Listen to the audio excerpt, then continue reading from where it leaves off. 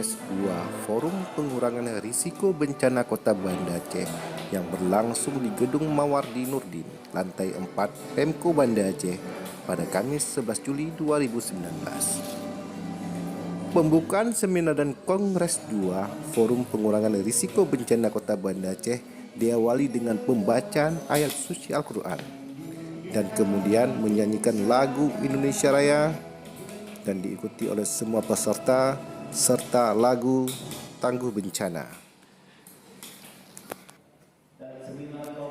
Dalam sambutannya, Hasan di Bangka mengucapkan terima kasih yang tak terhingga kepada unsur pengurus Forum Pengurangan Risiko Bencana Banda Aceh dan segenap panitia yang telah siang malam mengorbankan waktunya demi terselenggaranya seminar dan Kongres 2 Forum Pengurangan Risiko Bencana Kota Banda Aceh.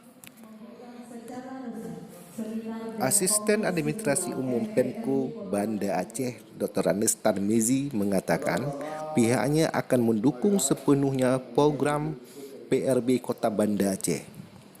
Pemko Banda Aceh akan membantu pembiayaan program kerja Forum Pengurangan Risiko Bencana Banda Aceh, kata Tarmizi saat membuka acara seminar dan Kongres 2 Forum Pengurangan Risiko Bencana Banda Aceh pada Kamis 11 Juli 2019.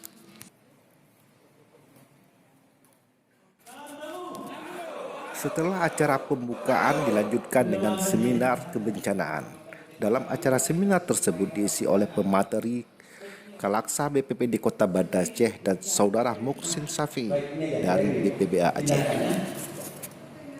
Tangguh dalam menanggapi bencana.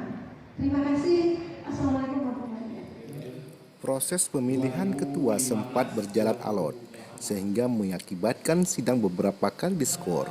Setelah skor dicabut, peserta kongres memunculkan 3 calon ketua, yakni Safriyadi Ibrahim, Bustami, dan Safrijal.